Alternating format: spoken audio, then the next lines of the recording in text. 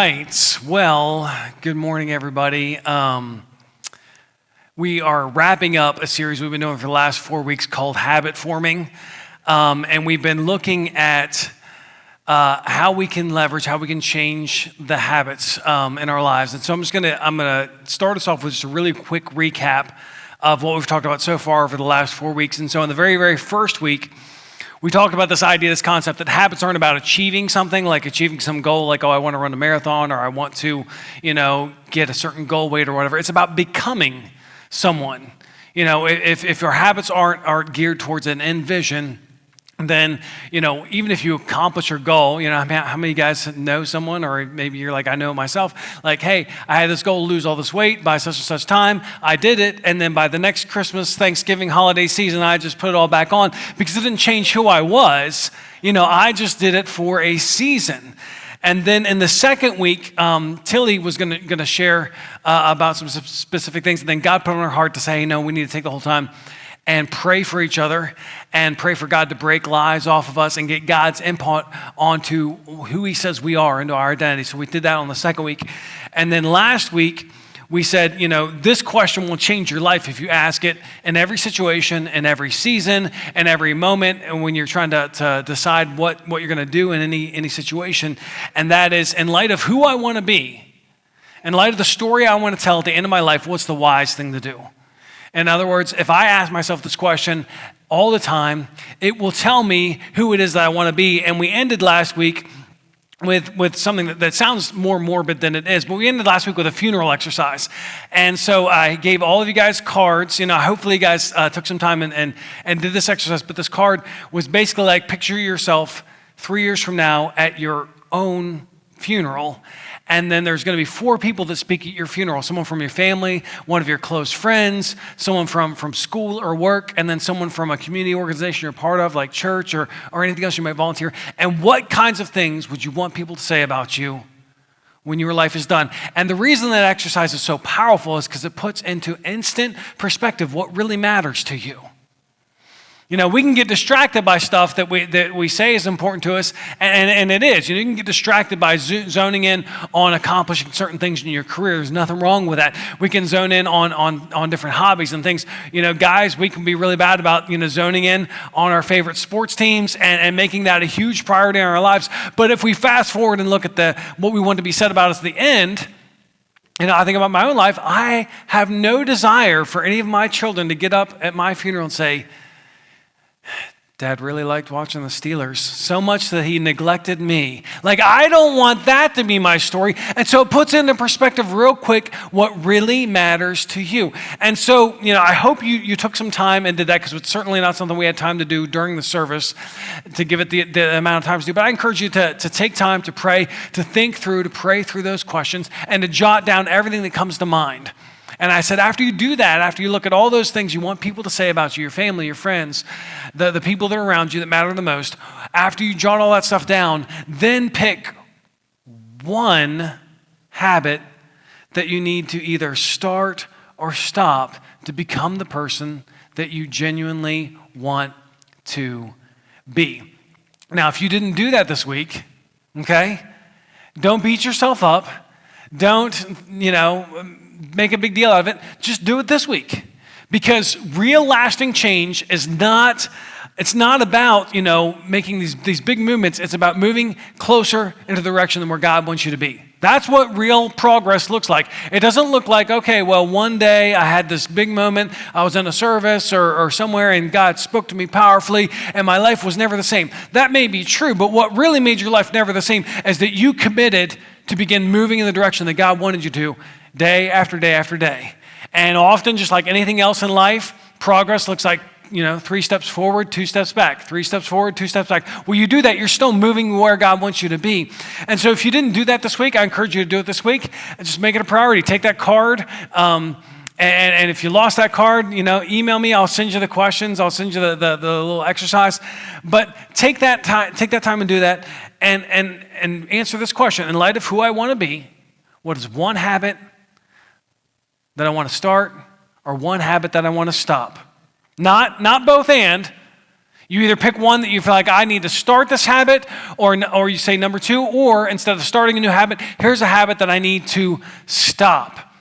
You say, John, why just one? Well, hey, I'll bet some of you guys tried starting in a new habit this week, or tried starting a new habit, stopping an old habit this week, and maybe it didn't go so well. Changing ourselves is freaking hard.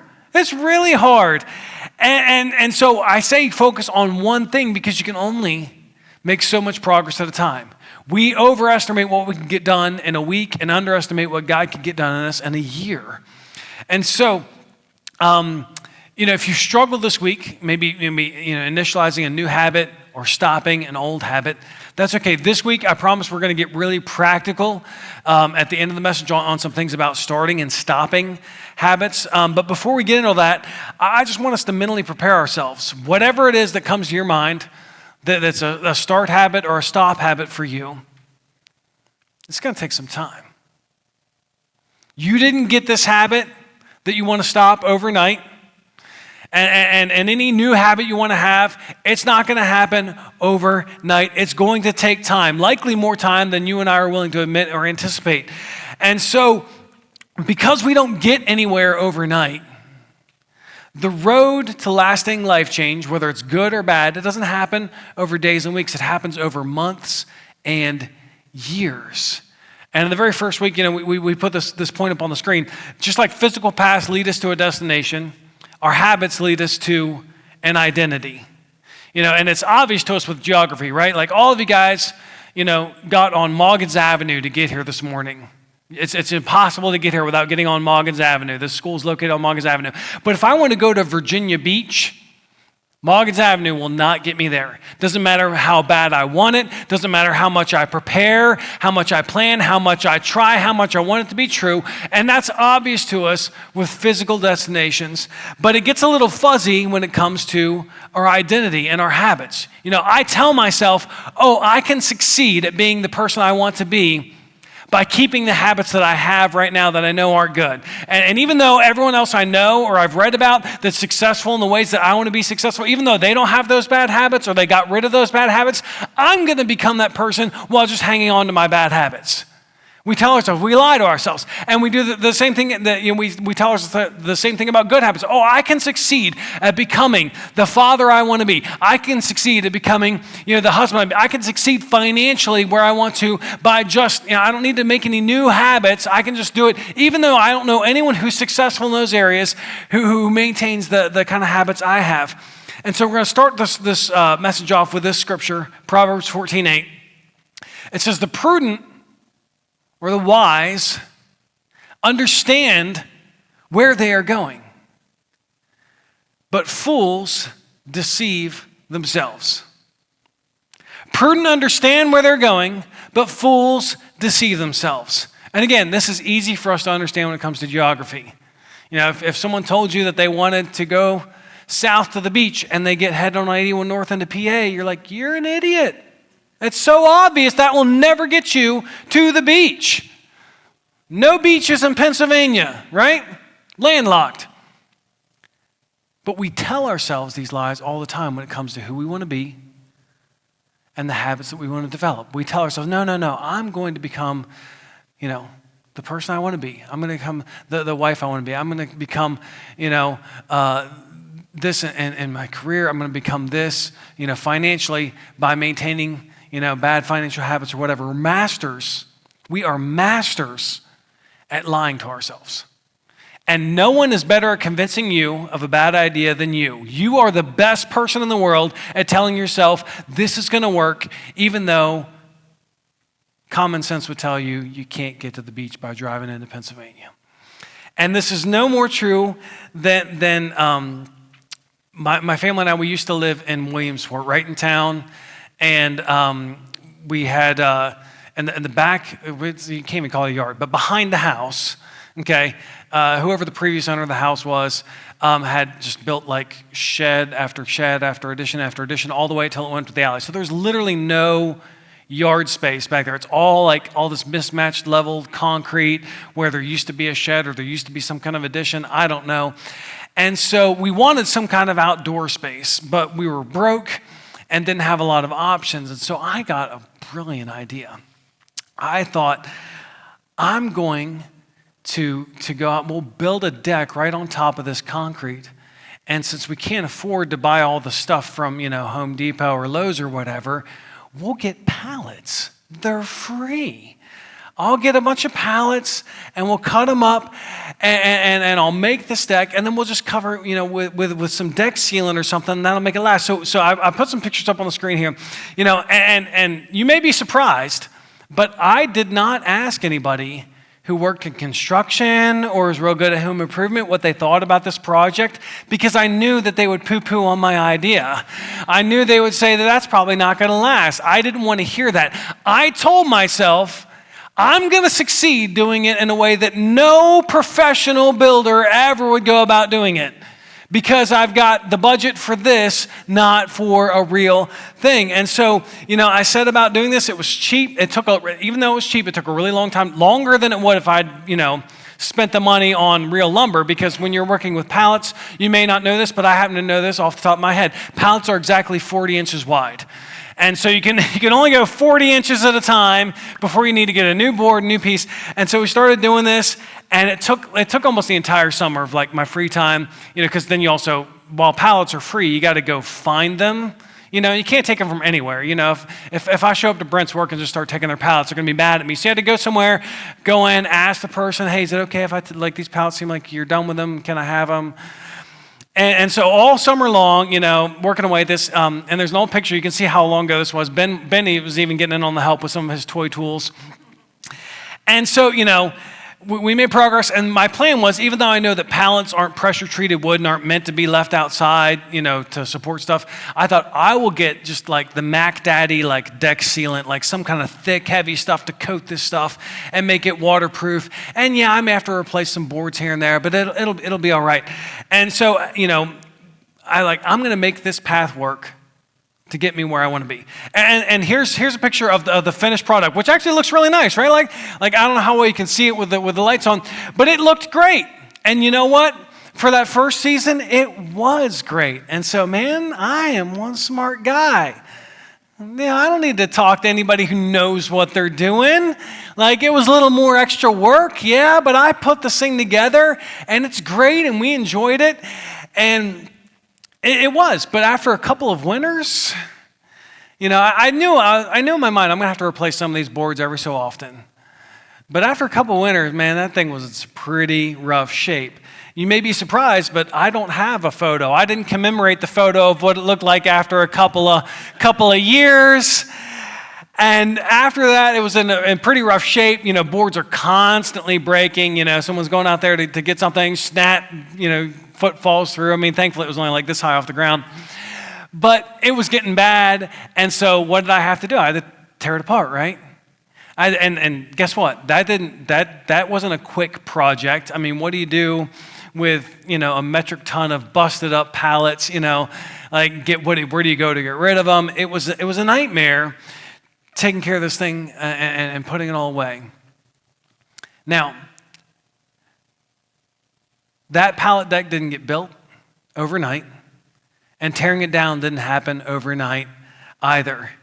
And it took a long time for me to build it, but in the end, it really wasn't worth it. It wasn't worth an entire summer of free time to have that last for about one summer of free time before it began to totally break down. And our habits are like steps on a path. Every habit, every time you repeat that habit, that routine, that's taking you down a path. It's obvious with some stuff, right? You brush your teeth every morning. Every time you get up in the morning and brush your teeth, that is a step towards health in your mouth, right? Your hygienist will tell you that. And every time you choose to not do that, that's a step in the other direction. And you add those steps up over time, and you either have healthy teeth or you have lots of cavities. No surprise there. But here's what is true. We rarely end up at the wrong place with just one bad choice. And we rarely end up in the right place just because of one good choice.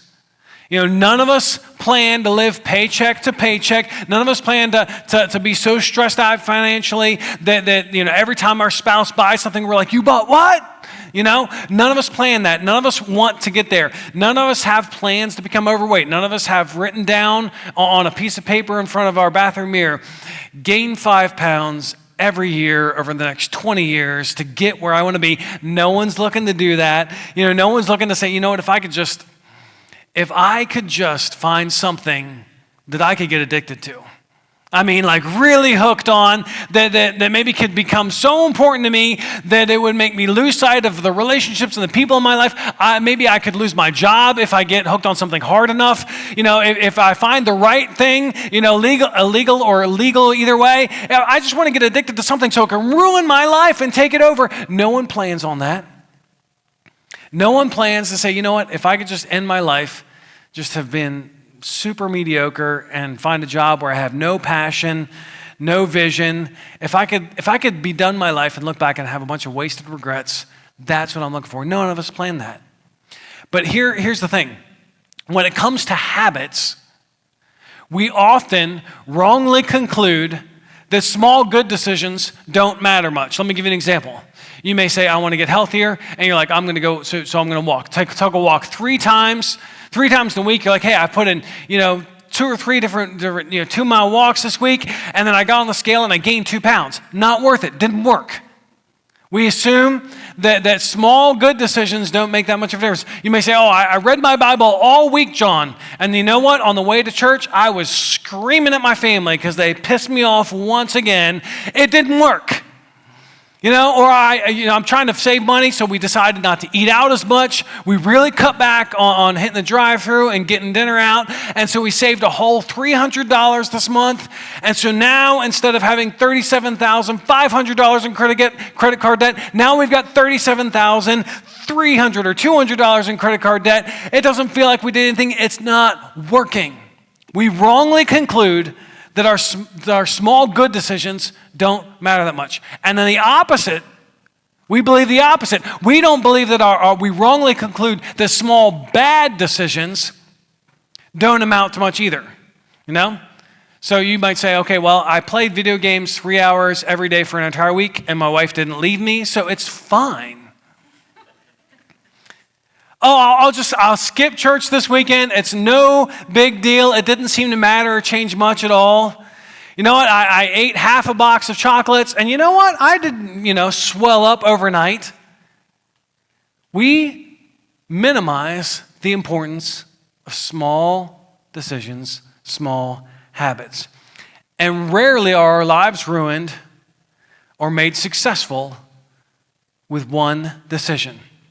What's funny, though, is even though we know that we don't, have our lives defined by one decision, a lot of times we'll sum up entire seasons of life into one sentence.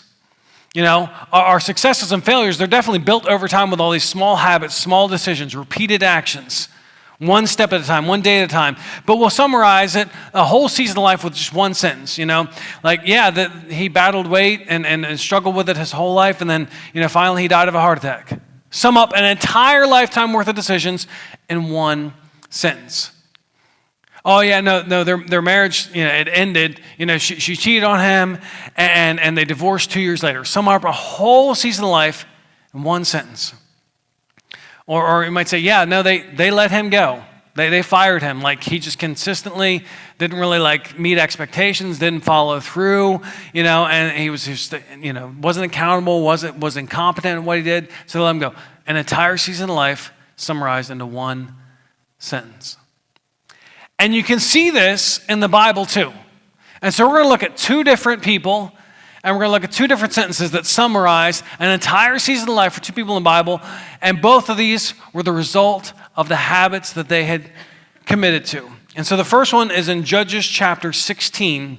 We're looking at a guy named Samson. And it says this: one day Samson went to the Philistine town of Gaza and spent the night with a prostitute. One sentence summarizing a whole season of actions. Now, if you're not familiar with Samson's story, let me just give you a quick background. Okay, at this point, in the nation of Israel, arch enemy number 1 is the Philistines. These nations are side by side. They're constantly at war with each other. And at this time, Israel doesn't have any king, and they've got, these just people that God raised up. So Samson was incredibly gifted by God, had so much potential, and yet it was wasted because of the habits that he formed. So it says, Samson went to this Philistine town of Gaza. Okay, so Gaza is like the headquarters of like the Philistine nation, and in Gaza, Samson is public enemy number one because of the things he's done to the Philistine people, the way he's fought against them, caused problems for them. And here's the crazy thing, Gaza, the town of Gaza, is 25 miles from Samson's hometown of Zorah. 25 miles. That doesn't sound like a lot, when you can just hop in your car and drive there, but when you go everywhere on foot, it's a long journey.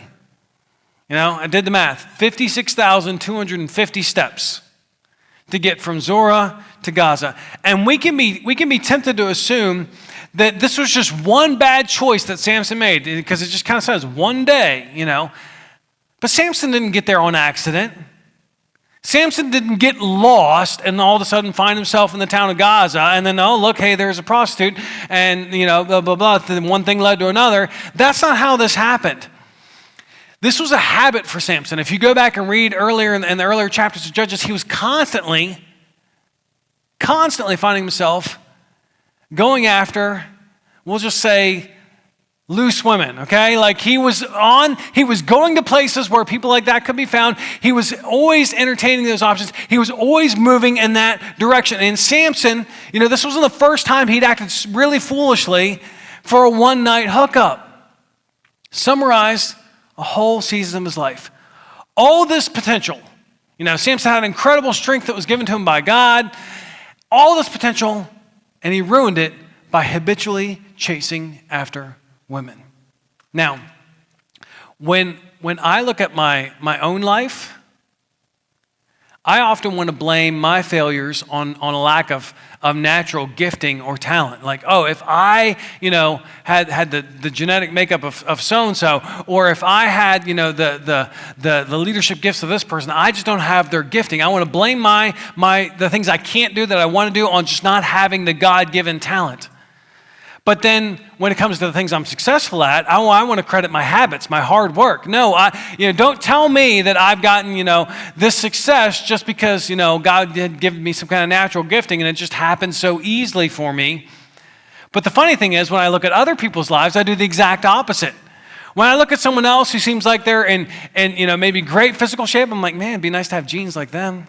Just like they just seem to be able to do whatever. But I don't know if they get up in the morning and work out. I don't see how they eat every day. I assume that their wins are just God handed them that stuff. You know what I mean? Like it must be nice. But then of course when it comes to their success, I don't attribute to their hard work or their habits. I think it's the opposite. So I want to look at another example of a one-sentence summary of someone's life. We're going to look at a guy named Daniel, completely different part of the Bible, different time in history. And so just to give you background before I read this passage, this is a point where Israel's been conquered as a nation. And so what Babylon did when they conquered Israel is they took all the best and the brightest people and literally took them back to their home country of Babylon. So if you imagine Canada invades, conquers the U.S., and they take all the smartest people in the U.S., all the top scientists, top leaders, top whatever, and they carry them all back to Winnipeg, okay?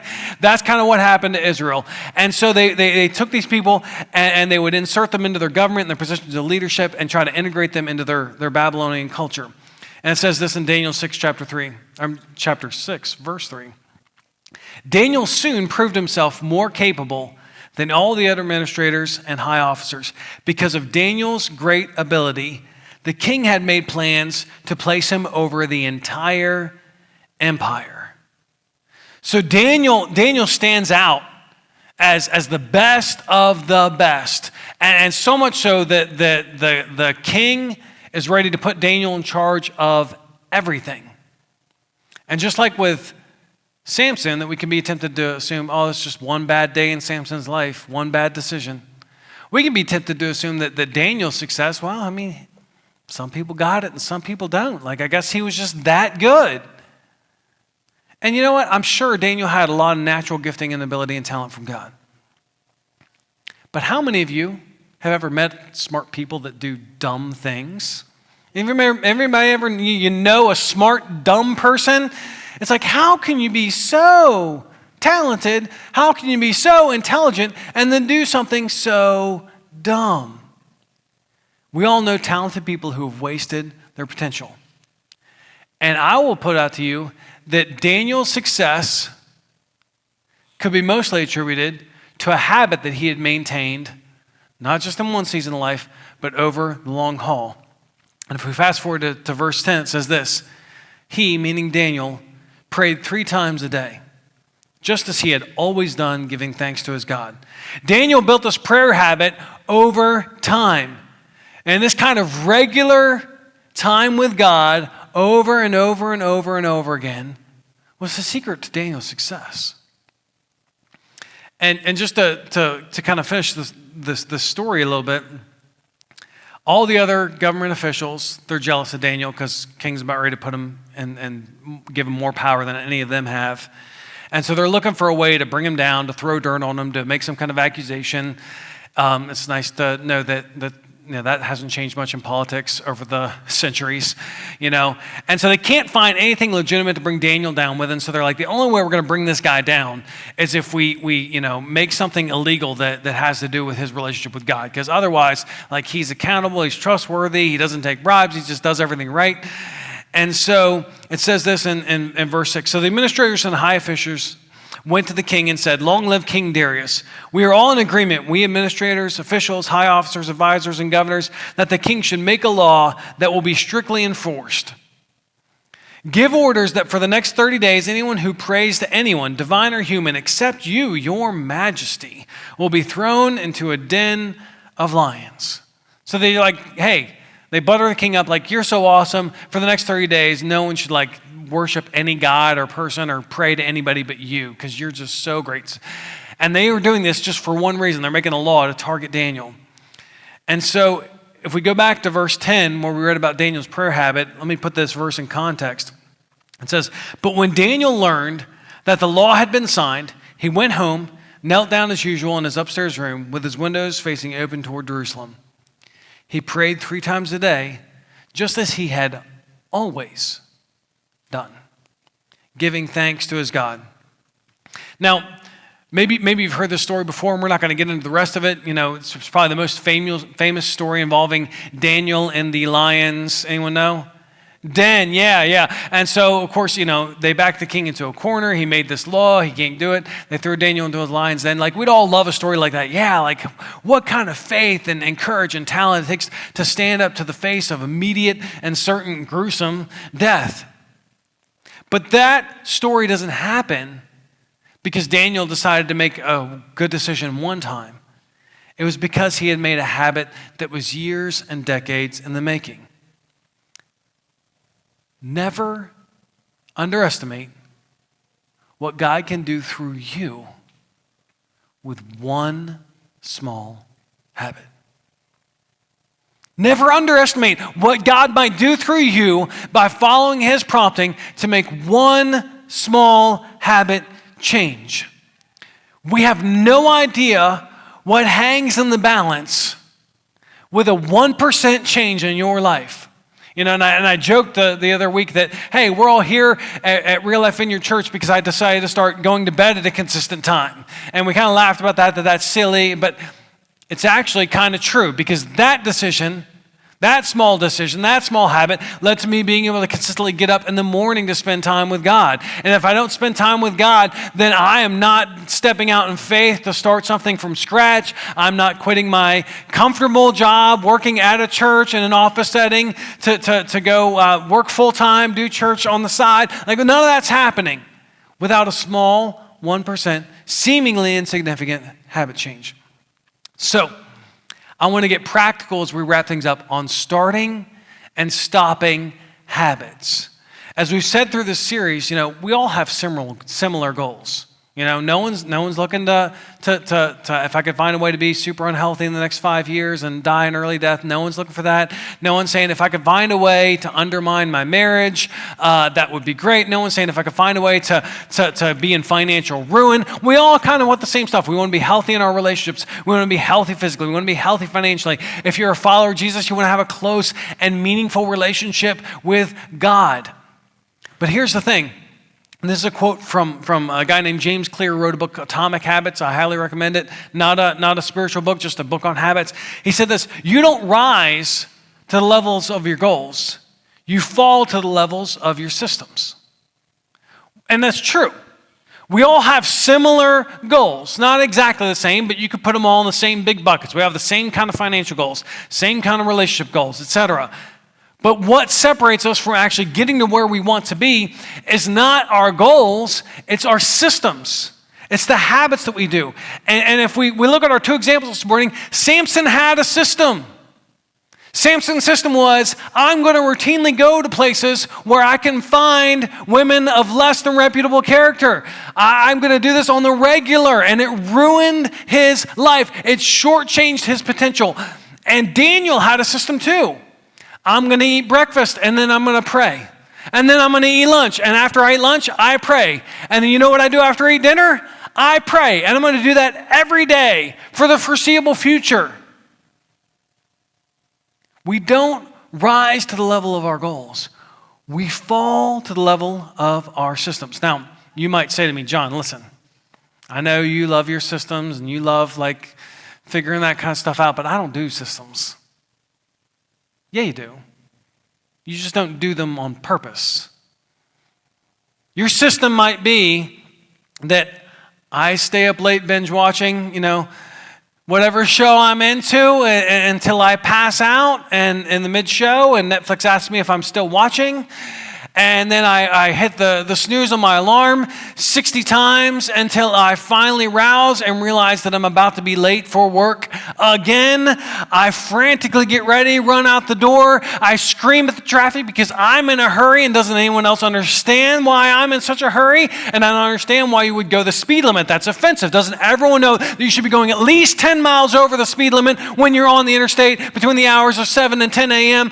and you run into work, you get there 5 minutes late, for the 30th time in a row, and your boss says something to you and you rinse and repeat. It's a system. It's a crappy system, but it's a system.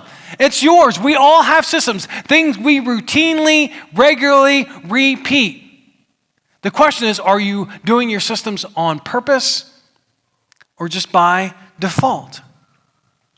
And you know that you have systems, and these get really, really obvious. How many of you guys remember the last time you had to move into a new apartment or house? Just raise your hand if you recall that.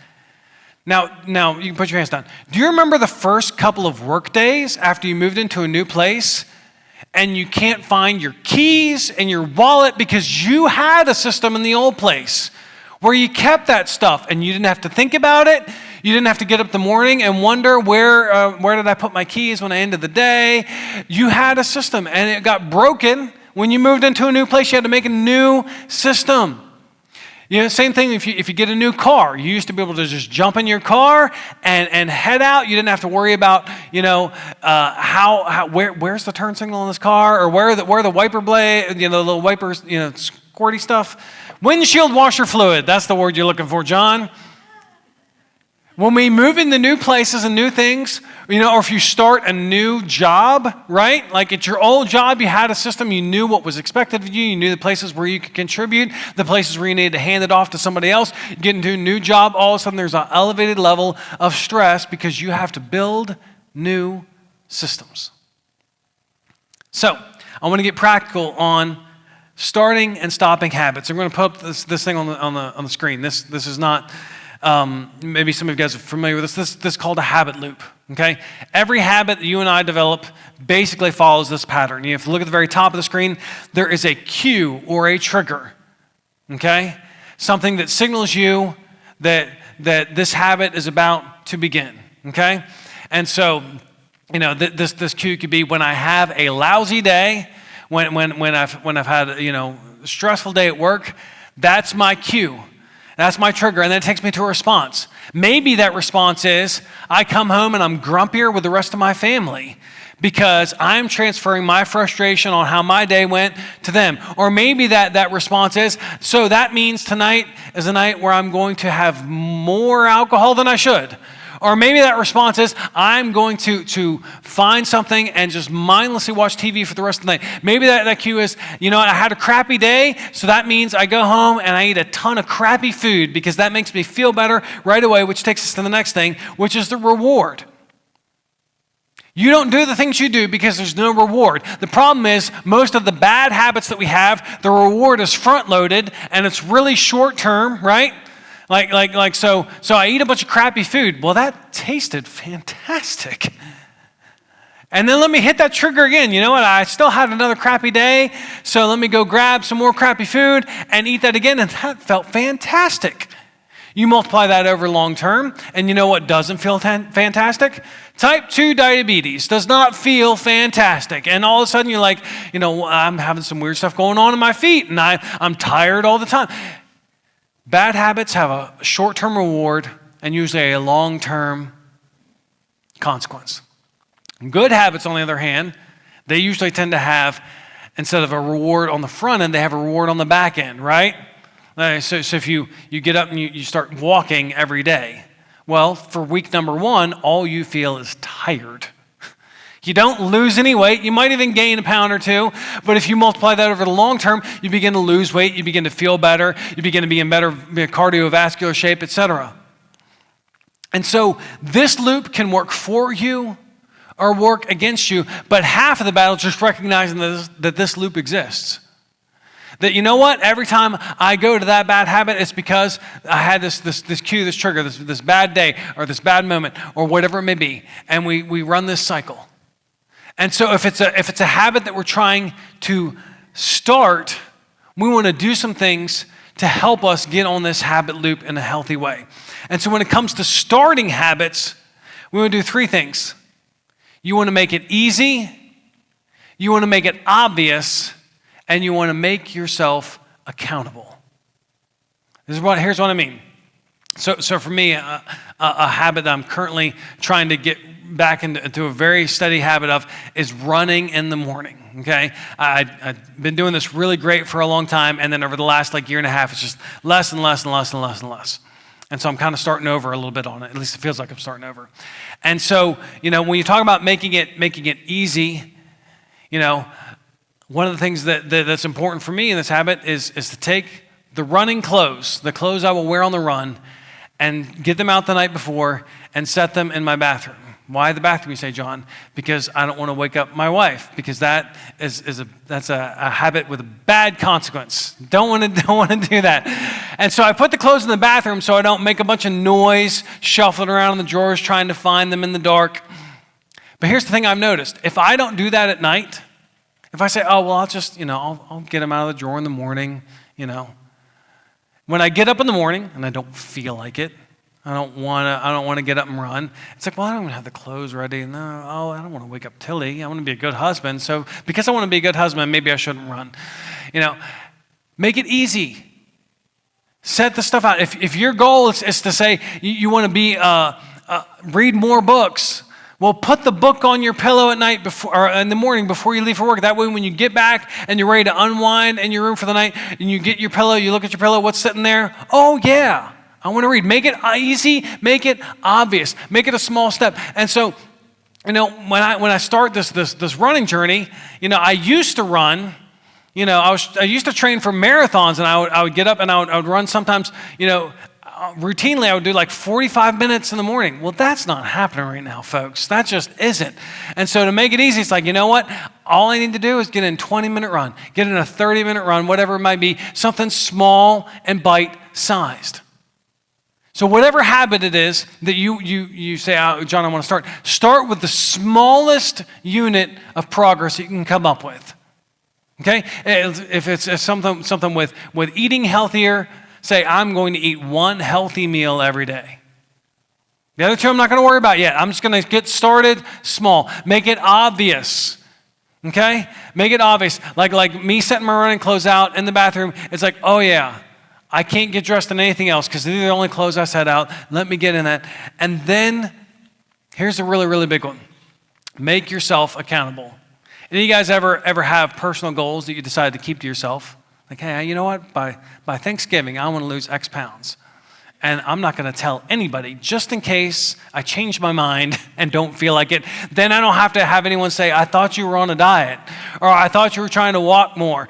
And make yourself accountable to somebody who you know will hold you accountable. Okay? When I say someone who will hold you accountable, what I mean is this. If you're trying to give up smoking, don't tell your friend who smokes, who's going to offer you a cigarette every time you're with them to help you be your accountability partner. No, find someone who you can trust, say that they love you. Like, no, I want you to quit. Talk to that spouse, that kid, the aunt, the uncle, whoever.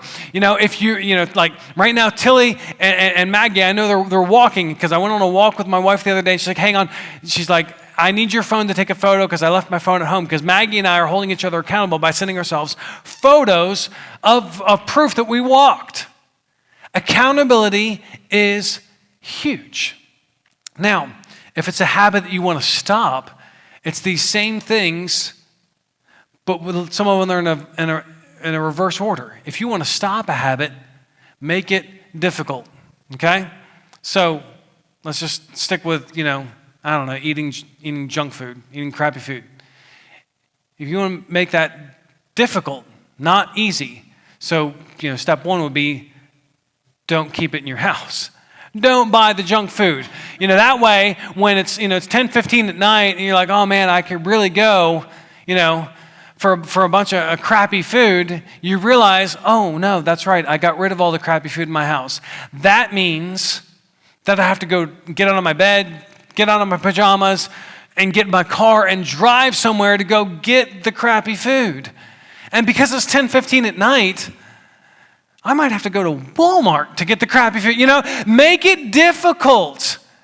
Make it invisible.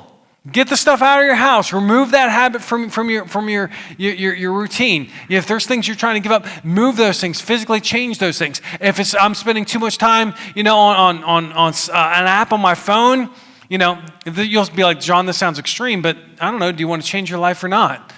If you're spending too much time, on an app on your phone, delete the app. Then get someone who's your friend you can trust to have the passcode for your phone so that you can't just go re-download it whenever you want. Or if you set a time limit for an app, it's like, oh, I don't want to delete it, but I need to spend less time, scrolling on this thing, and set a time limit on it, and then put the control into someone else's hands, which, by the way, takes us to the last thing. Be accountable. Be accountable. Never underestimate what God can do through a small 1% change in your life. And in order to do that, you're going to have to get practical with it. You're going to have to involve somebody else that you can trust to hold you accountable. You're going to have to begin to lift something up. So again, I'm going to go back to our exercise from that we ended last week. Take that funeral exercise. And if you haven't done it, write that down, because that tells you what actually matters to you. Then find one habit, really small, like a 1% kind of change habit that you need to either start or stop. Then take those things and say, okay, I'm going to make this easy. I'm going to make it obvious. I'm going to make myself accountable over something you need to stop. I'm going to make this difficult for me to do. I'm going to make it invisible where if it's every time I drive by, the McDonald's, I got to go in and get myself something and I want to stop doing that. Well, you know what? Start driving the long way home that doesn't take you by the McDonald's. You're like, John, that's a little silly. No, it's not, because that's what people who really want to change do. If Samson really wanted to stop hooking up on one-night stands with Philistine women, it's easy. Just stop going to Philistine towns. Stay home, Samson. Talk to the nice girl down the street and build a relationship. Ask her what she likes. You change your routines so it changes your cues, changes your environments, and that's how you change habits. Now, I understand it's not as simplistic as that, but this is something to get you started.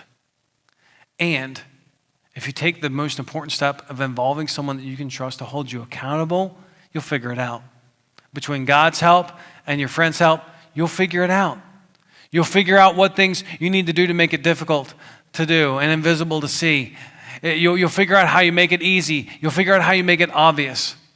And so I'm going to ask Mike to just put on music, and I want to close this in prayer. And I know that habits can seem just like a daunting, overwhelming thing to change. But that's because we think of the end result. How can I make this massive change tomorrow? You can't. But you can make a 1% change tomorrow. And if you repeat that 1% change, just like the little intro video, it's like little dominoes, and you just keep knocking over little dominoes long enough, over and over again. At some point, you're knocking over walls. Let's pray. God, I'm so thankful that you love us so much, that you want to see the best for us, and that you've made it possible for us to start small. God, you never put out to us, okay, you've got to change your life all tomorrow before you can even, follow me. He's like, no, just start following me. Don't change a thing, just start following me and let me influence you, and you'll change slowly over time. God, will you help us to recognize what's really important to you, what's really important to us, and make a small 1% change to start or stop a habit today. God, help us keep in mind we can't get this done this week or even next month or in a couple months. God, this is going to be a long-term journey, but just like everything else that really is valuable and really matters, it takes a long-term commitment. So God, have your way in us, I pray. In your name, amen. Last thing I want to do before I dismiss and let us go. If you're here this morning, or if you're watching this video, maybe after the fact, and you say, John, as you've been talking, like, I don't know what's going on, but like, I just feel like God's tugging on my heart. Like, I love you. I want you to know me. Well, I want to encourage you to get your phone and to just type the word Jesus to the number that's on the screen, 844-644-0318. You can do this as well if you scan the QR code and look at the app. But text that, and I would love to pray with you, give you practical steps to start your journey and your relationship with God off in the best way possible, because God loves you more than you could possibly know. And he wants you to know him. So I hope this series has been helpful and useful for you guys. We love you guys. More importantly, God loves you guys. Have an awesome rest of your day, and we will see you guys back here for Real Life Vineyard Church next Sunday. We love you guys.